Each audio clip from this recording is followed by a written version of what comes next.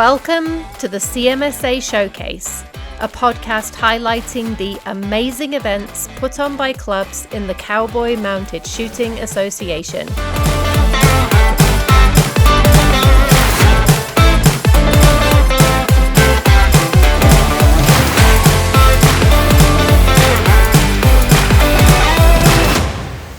Hi everyone, welcome to the second episode of the CMSA Showcase.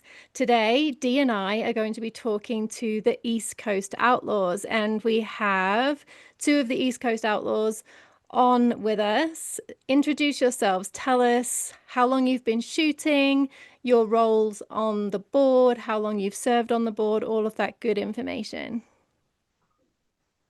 So I'm Paul Treese, and this is my beautiful wife, Jen. We've been president, vice president, secretary, treasurer, board members, all of the above, do it all type people, with a really good support group behind us. And we've had East Coast Outlaws since 2019. We started the club from scratch with just kind of a push from a bunch of local shooters wanting to be able to shoot at a specific arena that we had a big part in. We started 2019, and we know what 2020 brought. 2020 was COVID-19. We had started the club in the fall, and with a first scheduled shoot in April, super excited for it. Went out, bought a set of automatic balloon machines, the whole nine yards. Like, we really put a lot into getting the club going, and then wham, bam, thank you, ma'am, COVID hits, and shoots are canceled because everything's canceled, unfortunately. And the facility where we were at did a really good job working with the local government and everything to get every stuff opened back up, basically. Moved from that red to yellow, green light type stuff. And we were able to reschedule our April date to May, and had an absolutely fantastic breakout shoot for us to start everything off, which was pretty darn cool, fun to be able to do. What area of the country does your club serve, and how many members do you have? We are the Northeast region, and our club is from Maine to Pennsylvania.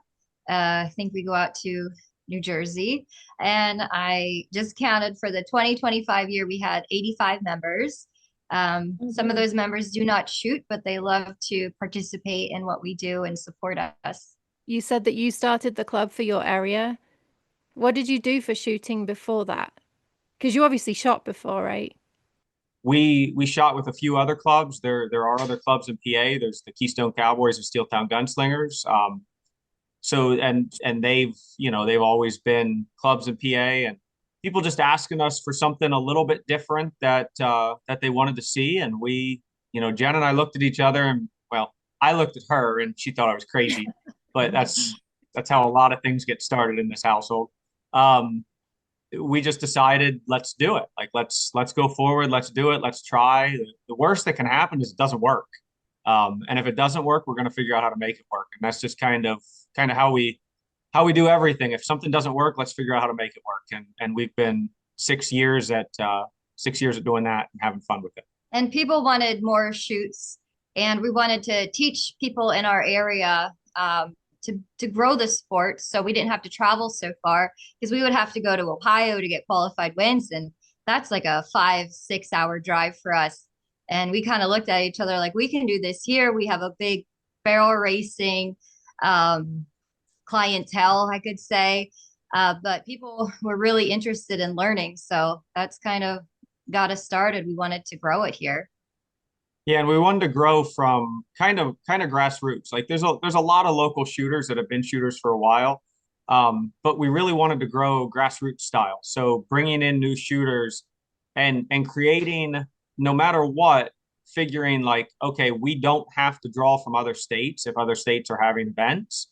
Let's be able to have good quality shoots with potentials for lots of qualified wins with our grassroots type of growth. And then when people do come in from out of the area, it's just more shooters, more possible qualified wins, better payouts, which equal better awards, all that stuff. And actually, this past weekend, we just I think we awarded six total move ups, just this 5 or 6 total move ups just this weekend at our weekend shoot, which is pretty cool. And one of the move ups was a men's 5 to a men's 6, which is always a special type move up because that's a lot of work to get there. And it's really cool to sit up when you're writing times to look down and see all your shooters that you've brought along. They're all down there. And I've had some friends that are in like Western PA and they come to our shoot and she said, I don't know any of these people. I said, I know, we're bringing them along. And that's really cool. We're proud of that. Yeah, it's exciting. I processed the points from your shoot this last weekend and saw all the wins and move ups. I think you had one in your family as well.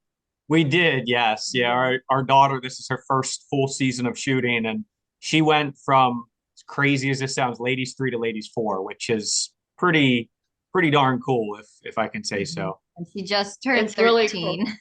Yeah, and I was gonna say she grew up in the Wrangler program and both your girls have been laying down some smoking runs and doing awesome in the sport for a long time. So that's neat. Yeah, and Jen's got here. See if she brought this home, not me. I don't know if I can. Oh yeah. So I told Jen, I said, you're gonna have to write George's name on that because that wasn't your overall cowgirl on that one. Yeah, we write our name and the horse's name on the back of our buckles because sometimes we come home with 8 buckles in a weekend. It's a lot. That's really cool. That's really cool. Can you tell us about your Back the Paws fundraiser that you do? That's a really neat event and probably one of your biggest ones that you put on. Yeah, so the Back the Paws, Jen had the idea of it the other year. Just contacted our local Union County Sheriff's Office. They have a canine that they were in the process of bringing over here. So bringing over from another country, putting it through the schooling in South Carolina and all that stuff. Deputy Dustin Heiser actually showed up at our event. He's been to all of the canine events so far that we've put on and brought Canine Eddie along with him. Canine Eddie is friendly as ever. But Jen had this idea to do this Back Paws, which was really cool. So we put together an event where we're doing fundraising and everything for Canine Eddie. Canine Eddie is not funded by any local government, so it's not funded by the county, any local governments of any sort. It's all volunteers or people just donating their own personal money or time to afford the expenses of this canine.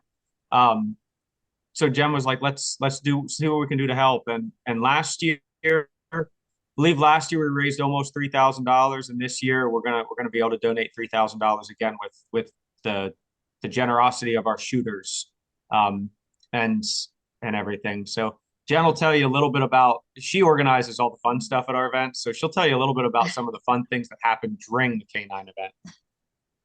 So we set up a bunch of silent auction items. A lot of people donated things. They made baskets, like a movie basket. I made a margarita basket because that always seems to do well. We always like to bring in a live band for the afternoon. And Canine Eddie and Deputy Dustin, they come in and they do a little demonstration. He said when he gets out the biting mitt, that Eddie knows that it's business and he gets really excited because he knows what's coming. And this past year, he's actually had some takedowns out in the wild around here, chasing people through the woods. And someone asked them, how does the dog know like who to get? And he says, it's the adrenaline, that the dog can smell it.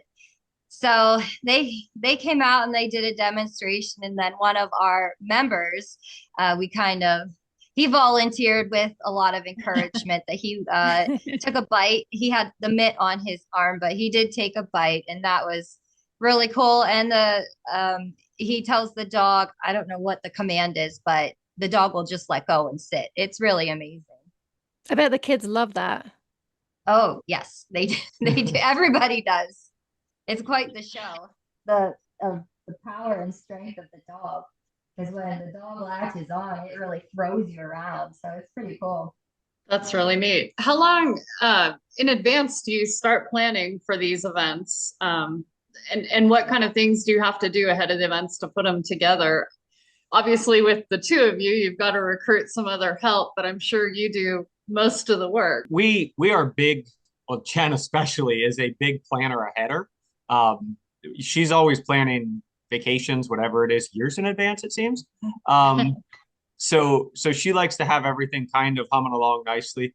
Right now, we're planning back to Paul's for April. Um, we're just planning some of the stuff. We have our club earned the right for the Northeast region and the PA state shoots next year. So we're already putting together just whatever we can for those. It's whatever comes to our minds and we want to do. We kind of just let that let that spur along. Yeah, I kind of start. It takes me maybe a year. I start thinking about what awards I want to get. I've actually already purchased some for our states in October next year. When I see something I like it, I'm gonna buy it for the event. I already have the band is coming back again next year. He loves to come out and see the dog too. Um, but I am definitely a type A, and I like to make lists and follow them and keep everything in track and in line. I do all of the paperwork for ECO. Well, at the beginning of the shoot, Paul takes over at the end doing all the accounting stuff, but I do all of the social media, all the posts. All of that is me. And then we have two families in particular. The newcomer family, they've been a huge help past 2+ seasons, especially the last 2 seasons. Huge help with getting us to an outdoor facility that we can use most of the summer, and getting that kind of revamped and everything at the fairgrounds. And then also, Kevin and Ann Sloan have always been from day one. Kevin Sloan himself actually flew to Arizona to meet with the gentleman that builds the automatic balloon machines and learn how to use them, and then drove down to Sam Helms's place. Sam brought him back from Arizona for us that winter. Drove down to Sam's with me and back all in like a 14-15 hour trip just to get those balloon machines. So Kevin's been a huge part. He's my balloon machine arena guy. Can't do it. Definitely can't do the shoots without. I mean, I could do them without him, but it would be a lot of work on me. And we appreciate both the Sloans and the newcomers, and we have a lot of other behind the scenes people that announcing, and it takes an army. You all know when you put on a shoot, it takes an army, and we have people that really truly want to help. And I think that's key, is people that want to help put the shoot on and make it successful. Yeah, we have about 20 volunteers that are amazing that I can always count on to fill in for anything, really. What are some of your That's most great. important priorities at your events? I know that your event's really successful. It was all over social media this weekend. I was following along, and I've never even been to one of your shoots before. So That's what are some of awesome. the priorities? What are the things that you focus on to make sure that the event goes well? Our biggest thing, and we've been saying this for a while, is no matter what, and we'll get into some of the detailed things, but truly, no matter what, our goal is for every shooter to leave our shoot with a smile on their face, no matter how they shot in the arena. It just, if they leave with a smile and they had fun, they will come back no matter how they did for the weekend. So that's truly the biggest thing. That's honestly the biggest thing, because we all do this for fun. Nobody's making a living. Very few of us, very few people, I shouldn't even say us, I'm not. Very few people are and can make a living at this sport right now. Someday I'm sure that will change in time. It always does, but right now it's fun.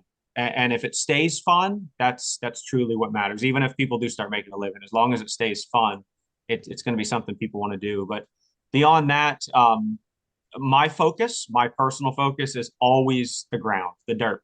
If you have to have safe dirt. I personally have a horse that is a monster in the arena, and if the dirt's not good, she lets me know. So safe dirt is extremely important to me. And I have a lot of friends, a lot of upper level shooters I know that if the dirt's not safe, they really are scared to really let their horses run the way they want to run.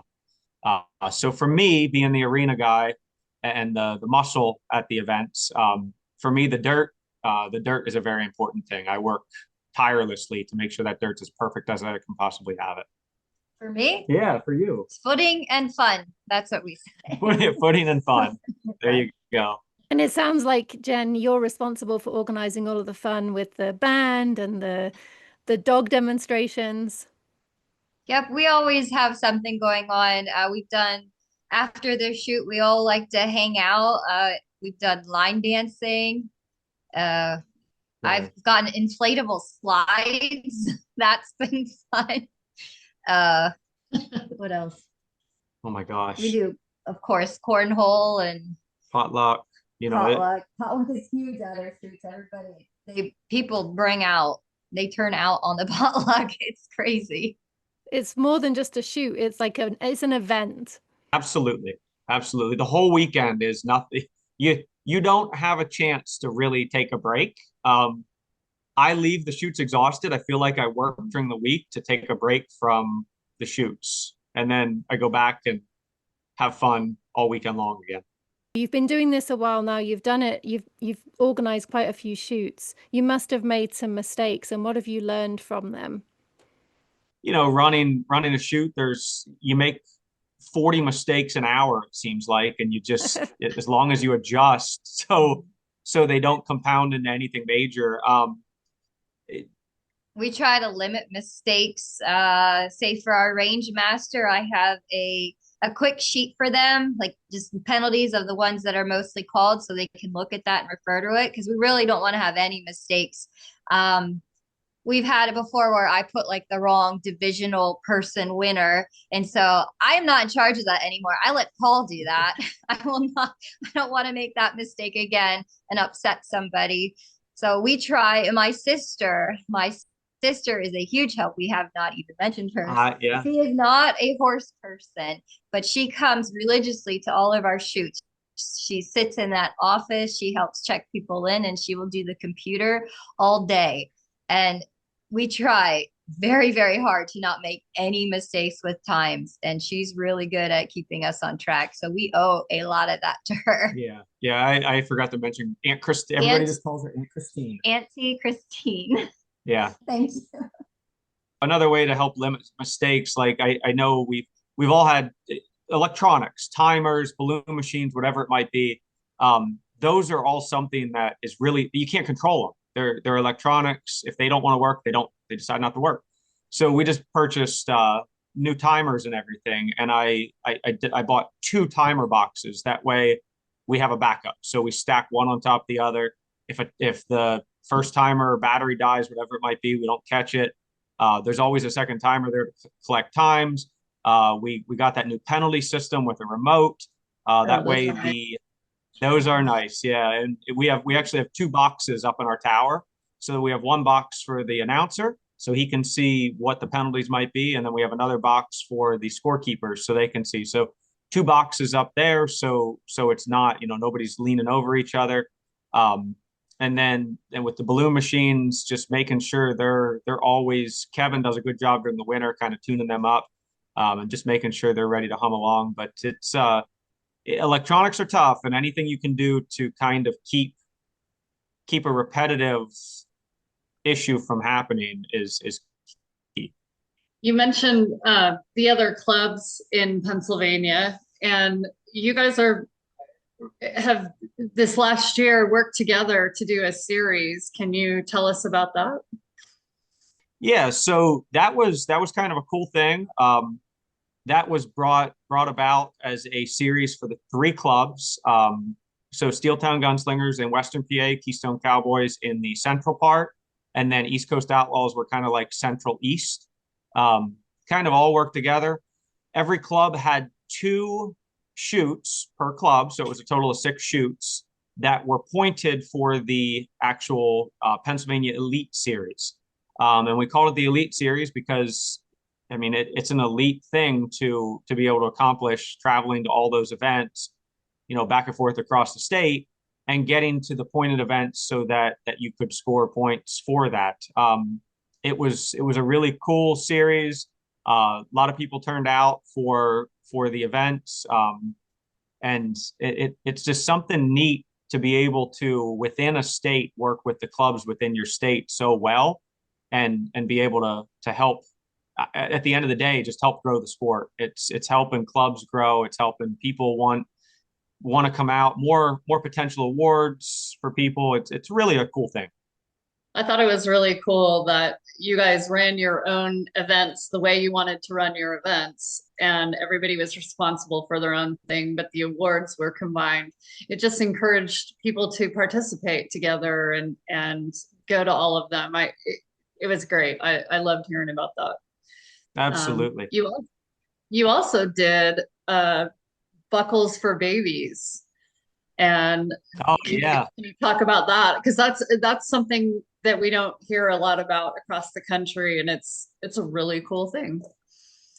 Yeah. So before we started that, when Paul and I were showing horses, we always loved to have a charity horse bringing along in the quarter. We did quarter horse pleasure, and so that was really enjoyable to see from the beginning to the end what you can accomplish. And I don't know, did I decide 2 years ago? Yep. I decided 2 years ago. I said, I want to do this. And Paul said, okay. And I think, if I can remember, last year we had about 5 horses.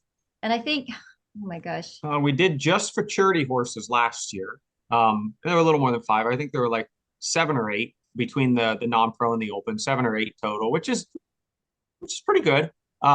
And then this year we decided to add Derby horses to it, which allows us to give the 5 and 6 year olds a chance, which upped the entries again. And everybody that comes out absolutely loves it. So buckles for babies, we call them our babies. They're all our babies, even when they're 13, 14 years old. But the young ones, yes. the for charity and Derby horses, and do buckles for open and non-pro in both for charity and Derby. Split that apart, just gives the non-pros a chance to run against their own caliber of riders. And they absolutely love it. We're going to do it again in 2026. It's something that we'll keep really pushing forward with. I personally, I love working with the babies. Like Jen said, they're very rewarding to do that process with. And Georgia, our 13-year-old, is actually following in our footsteps now, because she did a futurity horse this past year, 12 years old, whole process on her own, a futurity horse. And he's actually he's still here at the farm, but he has a new owner, a young girl that she just shot this past weekend, doing phenomenal on him. And Georgia got home from Tennessee, and mine and her butt drove to Southern Ohio to pick up a 3-year-old for her. So she's back at it again. So look out, CMSA. She'll probably be open. I better look out. Right, by the time right. we get to Tennessee.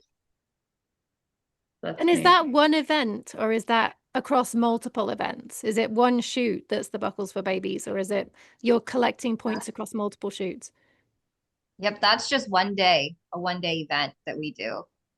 Yeah, that's the buckles for babies is just a 1-day. We do it on Saturday at our late August event. We are in the works for joining another neat futurity, I guess you could call it, series, with another set of shooters in North Carolina coming up here, hopefully this coming year. We're in works on that and the details and everything, but that's going to be hopefully a big growth for the East Coast and moving forward, given people, we work so hard with these futurity and Derby horses.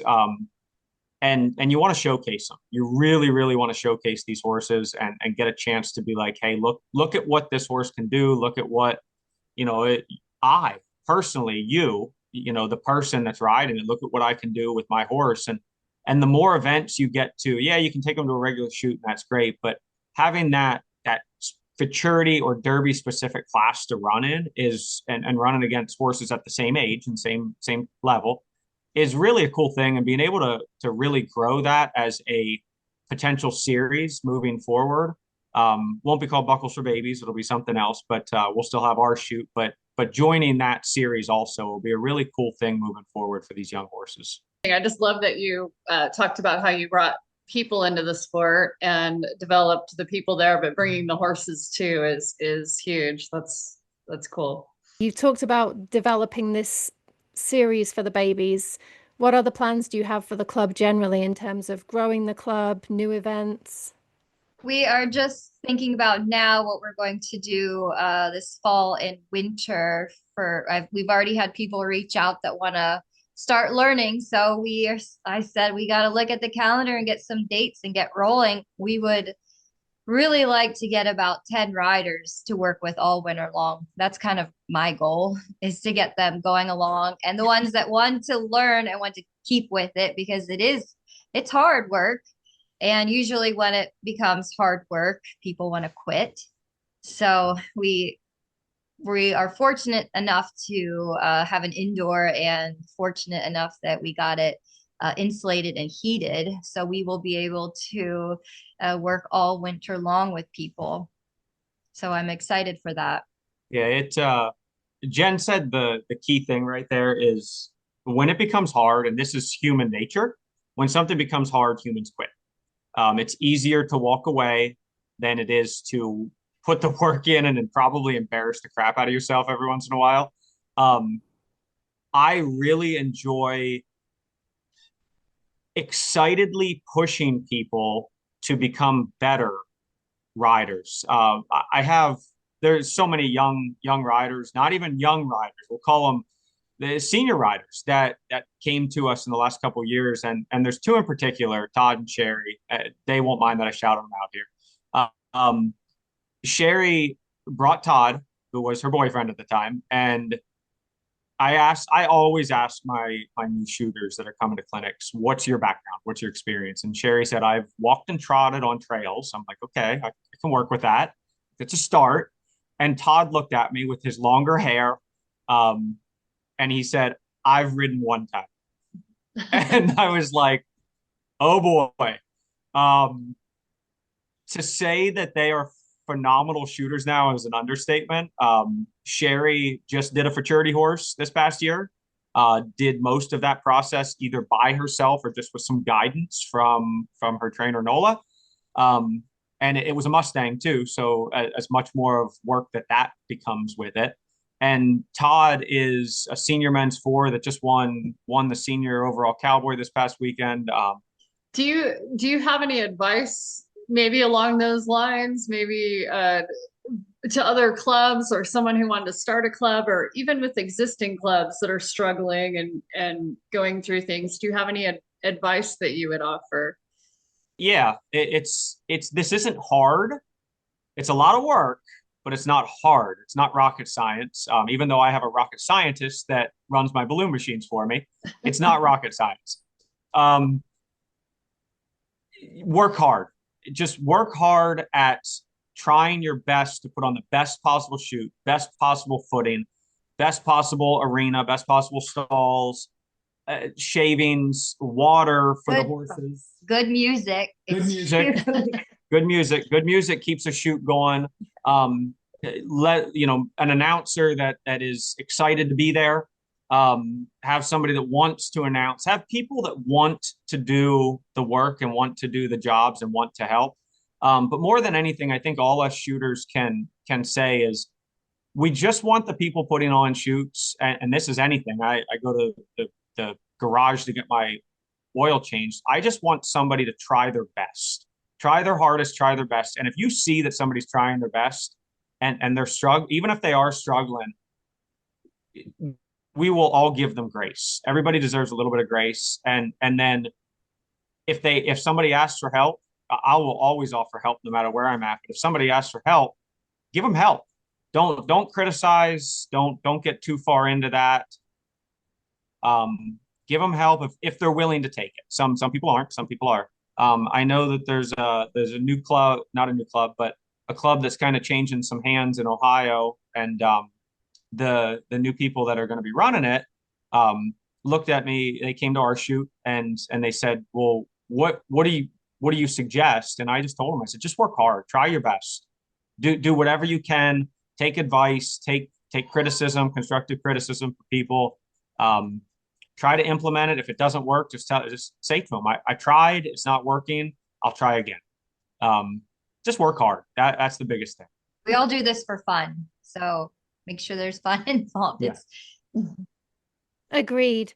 And we can feel your passion for what you do from here. So thank you so much for sharing that passion. Thank you so much for sharing all of your experiences with us today. We so appreciate your time. Absolutely. Thank you. You can promote your business on the CMSA Showcase podcast while supporting a good cause. Send me an email at balloonkillers@gmail.com. That's balloonkillers, all one word, @gmail.com for more information.